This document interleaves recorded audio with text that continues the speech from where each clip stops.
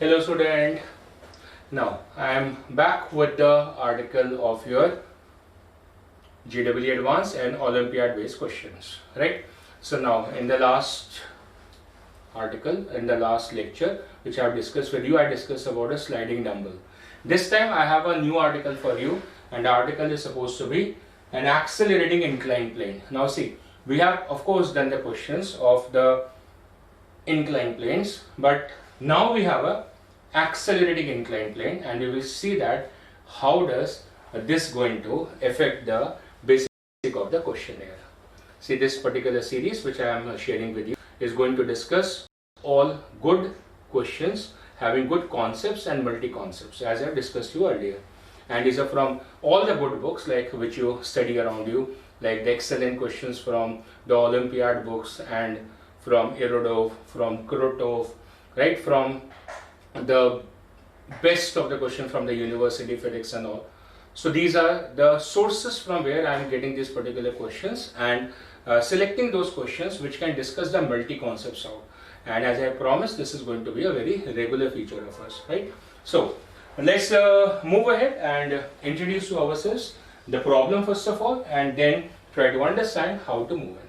At the first look, this question looks a very easy question. At the first look, when this kind of a question comes, we will feel that, oh, the options are like this, g tan theta, g cot theta. So it is in our control. It feels like that at the initial moment, okay? But see, afterwards also, of course, it should be in our control. But let's now understand what the question is demanding. It says a block is sliding on a frictionless inclined plane that is moving upward with a constant acceleration. That's the key to this question. The plane is moving upward with a constant acceleration. The next statement is a very simple statement, but it takes little time to absorb it. It says if the block remains at a level height, and that you might miss the statement while speaking. If the block remains at a level height, that means the block height is not changing. It's telling that the plane itself is moving up. This is a plane, it is moving up, but the block height, let's say this is a block height. This block height isn't changing, and that's what the beauty of this question is. And so the question is asking what is the acceleration of the plane. So the block is moving upward. No, the plane is moving upward. So the plane is accelerating upward with some acceleration. Assume A. And the question is to find that A, if this h is supposed to be constant. That's whole question is basically about. Now how do we approach the question? For that, first of all, I need to explain you what is happening. See, imagine this is an inclined plane, right? And there is an object here, right here. And now what happens? This plane starts to move. So it comes down. This object comes down. It slides down here. It's pretty natural. See, it's not about friction. It's not about friction. This is a frictionless inclined plane. So it is stationary right now, but as I accelerate this up, it comes down. So that is because of the frame acceleration it is sliding. It has nothing to do with the angle of repose or something. You might think that that's right now it is stationary, but it's initially also written it is sliding. So you can imagine it to be a long plane. Now what is happening? Let me sketch and explain you. The sketch is simple but nice. See what happens? This is an inclined plane, right? And it moves up. So it moved up and it moved into a new position. So let me construct a new position of it. So it moved into a new position like this. And so the block which was present initially over here. Now we think that it should be here, but it is sliding also. So this was the initial position of it. Here, as a plane moves up, and this is at t equal to 0 here, at t equal to t reaches over here. So the block slides down. But it reaches here. So of course it is slided down. Are you getting it? It has of course slided down. But according to the question, with respect to here, if this is a datum level, then at t equal to 0, this was a height. And at t equal to t, this is still the same height. Of course, its position has changed because it is also sliding. Because it is also sliding. So there is a y displacement also. There is a x displacement also. But the question constraint is that h remains the same. From the datum level, the height remains the same. So that's beautiful question. That's beautiful question. Maja aa gaya question. Now see, first concept to apply. The first thing which you should apply, and this is supposed to be to develop the constraint. So develop a constraint relation. So let us develop the constraint. And what's the constraint? This is moving up. That's the displacement y. This is x. And let's imagine this as z because it is sliding here also. And it is not present here now. It is not present here. It should have been present if it was not sliding. So simply it should have gone only up. But it slides also. Now, this angle is given theta. So this angle is theta. So in this triangle, I can use sine of theta as equal to y upon z. You might be asking, sir, why not cos theta, why not tan theta? Reason, there are two things to understand. First, the plane is accelerating up. So that is utilizing the y coordinate. And this block is sliding here. That's the direction of the sliding of the block. It's sliding relative to this. There is nothing to do with the ground frame. The block is sliding on this plane. So it has a relative acceleration in this direction. Which direction? Which I am assuming over here, z. Anything you can assume. Omega, anything. D, anything. I have assumed z. So I need to relate this with this. A with AR. And AR is as the z changes and A is as the y changes. So I have related y and z via sine theta. So y becomes equal to z sine theta. You can double differentiate this. That will be d square y upon, from here, d square y upon zz square. Double order differentiation. That is d square y upon dt square as equal to dz square upon dt square, because we require acceleration. So I am double differentiating with respect to time. One time differentiating, I will get a velocity relation. Two time differentiating, I am getting the acceleration relation. The theta does not change, it is given as a constant angle of incline. So d square y upon dt square will generate what? The plane acceleration, the frame acceleration, that's A. And then the dz square upon dt square, that is supposed to be the acceleration of the block relative to the incline. And that's AR. So A becomes AR sine theta. So quite clearly we are able to generate the first concept, that is a constraint. So that's a first relation, constraint, which usually also is known as a wedge constraint. Right? Is known as a wedge constraint. Could you try again? Correct? My Alexa has now got a male voice and it starts speaking. So let's move ahead. Now one part of it is done. Now we need to understand what next has to be done in this particular question. So next, what we understand is to create a free body of it for this particular block. So see, there is mg over here, mg, and then there will be the other forces. Which other forces? There will be the normal reaction here, like this. Like this, friction is not there. Any other force on it? That becomes a concept number 2, and the concept number 2 is supposed to be the pseudo force. Why the pseudo force? That's quite simple, because we are dealing with a non-inertial frame. This frame is what? A non-inertial. And therefore there is a pseudo force acting on it. And where does the pseudo force act? Where is this particular frame accelerating? Accelerating upwards. Which means the pseudo force on this particular particle must be acting downward. And how much? That should be ma. Where m is the mass of this particular particle. That means now, on this particle, there is force M into G plus A downwards in this direction. This is theta. There is a component of this which will be acting along the plane.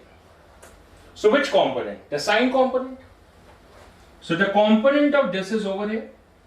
That becomes M into G plus A of sine theta acting over here. What we are doing? We are analyzing the motion of constructing the free body. So how did we get a pseudo force? That is via the free body diagram. So all these two concepts basically, of course, we consider the section of the free body diagram. That's always there basically, right? So this is going to solve this particular. See, the normal reaction does not carry any component along this direction because this angle is going to be 90. So no component of this here. This is the only force which is going to accelerate. There is no friction also. And because of this, it acts down with an acceleration AR. The same AR which we related just now. As A as equal AR of sine theta. This is what we done. This is what we have done just before. Want to check it? Check it. A is equal to AR sine theta. So now, the equation down the plane becomes M into G plus A into sine theta. That's equal to M into AR. The Newton's second law equation. This M gets cancelled out. And you can place the value for the AR from here. AR here. So what's the value for the AR over here? That's A upon sine theta. So that's G plus A into sine theta. That becomes A upon sine theta. Cross it. We get G sine square theta. Sine theta into sine theta. Plus A sine square theta. That's equal to A. We're just around the corner in getting the solution. The concepts have already been dealt. It's just a meager solving now. So that's G sine square theta. That becomes A into 1 minus sine square theta. What is 1 minus sine square theta? That is cos square theta. So A cos square theta, that becomes G sine square theta. I think we have completed the question now. So the value for the A works as equal to G sine square theta upon cos square theta. That works as G tan square theta is the result and the solution to this particular question that works as your D part. So see, there was one thing which was supposed to be decoded, and that was supposed to be the constant height, and because of that constant height behavior, we were able to construct this diagram. Otherwise, we could not have imagined to construct this particular diagram. So that helped us, and we were able to generate the wedge constraint, and from there we were able to clear the free body, and we did not miss the point. It was a non-inertial frame, so there must be the pseudo force acting on the particle in the non-inertial frame, and with the help of it we were able to solve the question. So nice question. Why it should be stated in the advanced IPHO? Reason because there are three concepts basically. The concept one is basically the wedge constraint, which we use in it. The concept 2 over there is supposed to be the free body diagram, which is supposed to be constructed. It's essential. And while you were constructing body diagram, there came the third concept, which we must not forget, that is about the pseudo force. Right? Because till now it will be the Newton analysis, but when the pseudo force comes, then of course it becomes a non-Newton analysis. And we are solving this particular question in the frame of reference of the inclined plane, and that it becomes easier. From the ground frame it will be very difficult. So we solved it from the frame of the inclined plane. Now similar to this question, I have another question with you. Similar to this question, since I have discussed with you the wedge constraint, so I wanted to discuss another such beautiful question from the Erodov. And this question states that find the acceleration of this rod and the wedge in this particular arrangement if the ratio of the mass of the wedge to that of the rod is eta. So currently I am taking the mass of this as small m and mass of this as capital M. And the question has said to me that capital M upon small m is equal to eta. I can later on substitute that. Okay. Find the acceleration of the rod and the wedge. Now you can see the wedge clearly over here. The question is specifying over here. So that's a comparative easy question. It doesn't mean that all the questions in the Erudov are going to be very, very difficult. Sometimes it generates to us a such beautiful, easy hint. Like in this, it says there is a wedge, so you can apply the wedge constraint. In the previous question, it wasn't so clear. But in this question, it is very, very clear. So let's apply that. What happens? Let's check that. This is your wedge and this is the block which is kept on this, like this. Like this. Now what is going to happen? They will be acted upon by the normal reaction. So let's construct the normal reaction. Perpendicular to this, so it acts on this and it acts on the plane also like this. So that's the normal reaction which is acting, the first thing. The component of this normal reaction on the inclined plane. On this inclined plane, there is a component of this normal reaction, this component, creating the free body for the inclined plane. इसको रब कर लेते हैं, this one, right?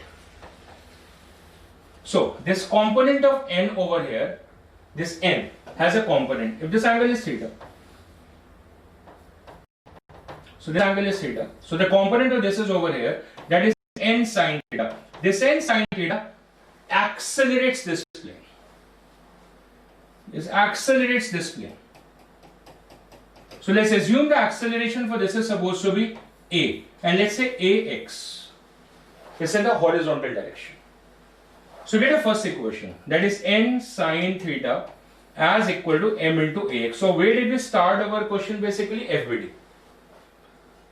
The free body diagram makes it clear that a wedge is going to accelerate, just not move, it is going to accelerate. Hence it becomes a non-inertial frame. It is a non-inertial frame. I will also answer to the question which this question has not asked, and I will be asking you. I will be delivering you that particular question. So now we know that there will be the pseudo force acting on this. Additionally, it is provided with the supports here such that it does not move anywhere horizontally. So there is a constraint over there not to move horizontally.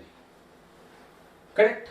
Now, when you're constructing the forces on the block, so let me concentrate on the forces which are acting on the block. So let's construct this once again, but this time only for this block. So what will be the forces? So the first force on this is supposed to be the normal reaction. So let me construct the normal reaction on this. Over here. This normal reaction will have two components. Which two components? See this. This was theta. So this angle is theta. See, this is 90. So this is theta. So this will be theta. So we'll have a component here that is supposed to be n cos theta up. And there is another component towards the left over here, that is n sin theta. You can construct this from its center, this one. That's supposed to be n sin theta. And this is supposed to be the n cos theta. And the weight of its acting downwards.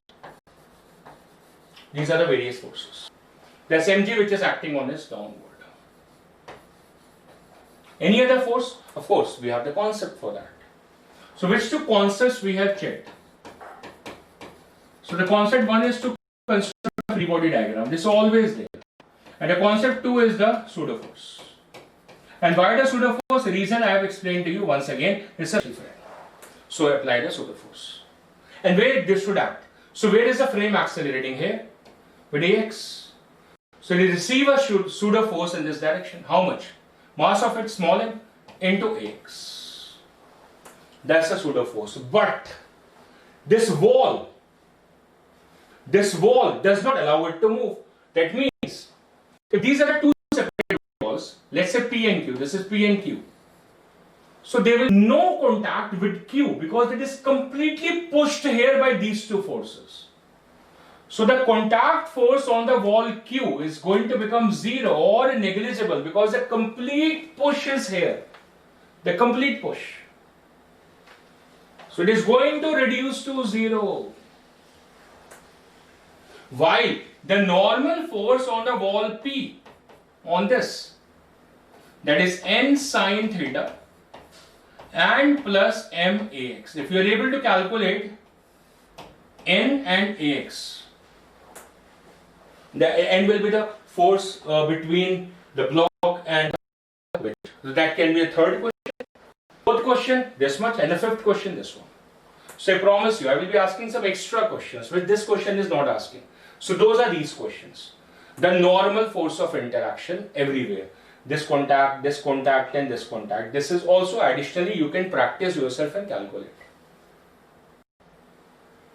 Now, this is constrained to move down. So it is an acceleration downward. So what is the acceleration downward? It cannot move here. It can move only down. So the acceleration in a downward direction we assume as ay. So the equation downward, accelerating down. Of course it is going to come down. It is going to come down. So the acceleration downward, that is supposed to be guided by mg minus n cos theta. The net force in the downward direction, mg minus n cos theta, should be equal to what? M into ay. So this is the mass of the wedge which we have as capital M. The wedge mass as capital M. And the mass of this particular block is small m. Mass of this block as small m. That's small m. The ratio of the mass will substitute later. So that's a simple equation. That's a simple equation. Can we solve it? Let's check this. There are three variables. There is ax, ay and n. Let's solve it. So we require the third concept. And what's the third concept? That is the constraint. Which constraint? The wedge constraint. And that is supposed to be our concept number 3 for the solving of this. So hence it becomes once again a advanced problem. Reason because it has multi concepts to solve the question. Now let me show you the wedge constraint behavior. So this is a wedge and it moves. So let it move. So it travels and it reaches here. It reaches this position. This is at t equal to 0 and this is at t equal to t. So its position has changed, as you can see. So what will happen with the block? So the block was here. The block was here. And what happened now to the block? Now what happened to the block? It came lower. So it reaches here. So it can come only down while the wedge is traveling towards the right. So it is moving right.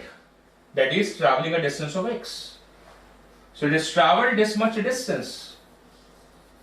While it has traveled this much distance.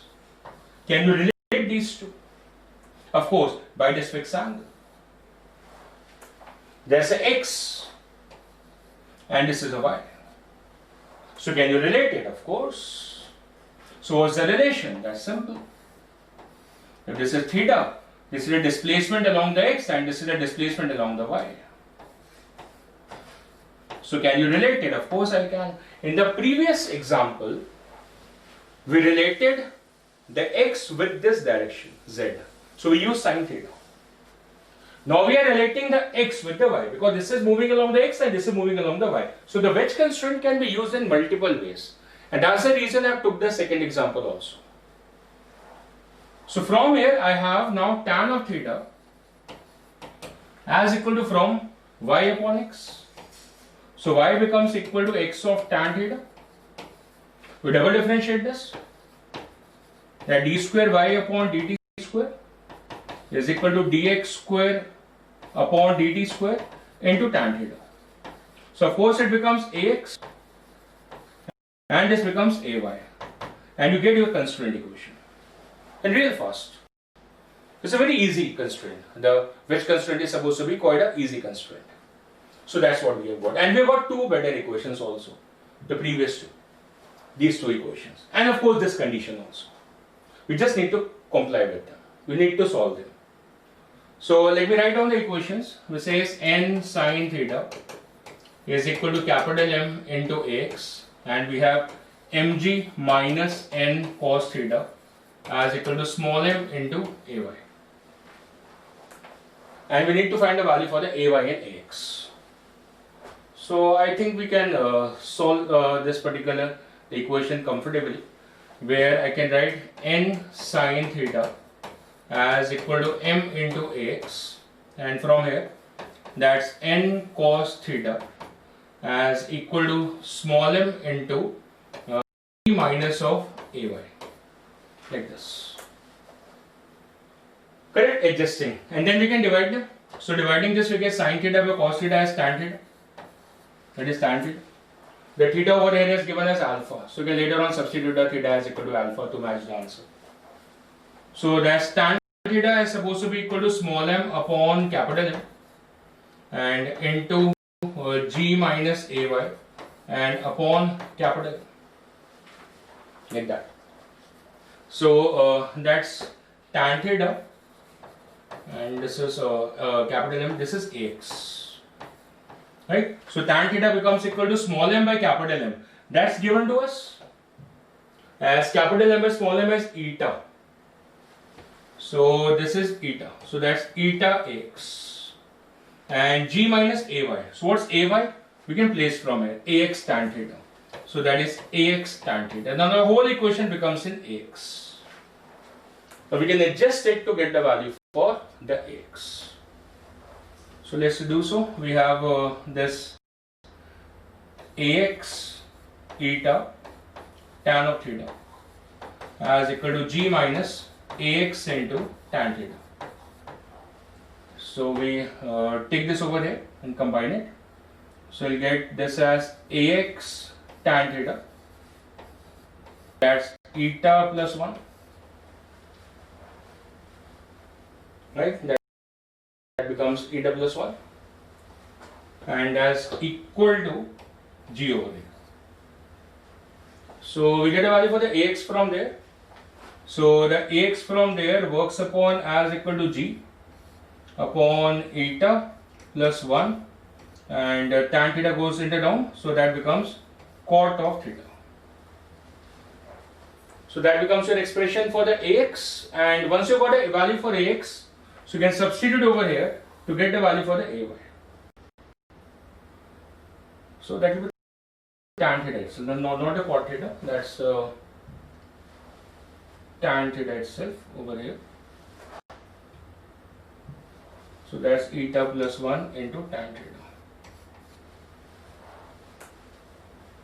Let's just check the solution once again in the solving. So we have n sine theta is capital M into Ax, the mg over here, and the n cos theta over here.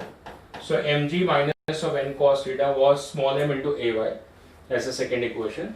The third equation was as Ay equal to Ax tan theta, and so we just wrote the equation n cos theta as mg minus of may, and then we divided the equation. So we get sin theta by cos theta tan theta. Oh, so here we have made a slight mistake, and that's why the answer will change. So let's just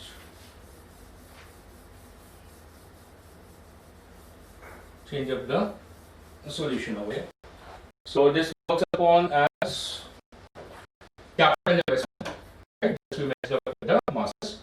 So that's Ax upon g minus Ay, where y is Ax tan theta, right?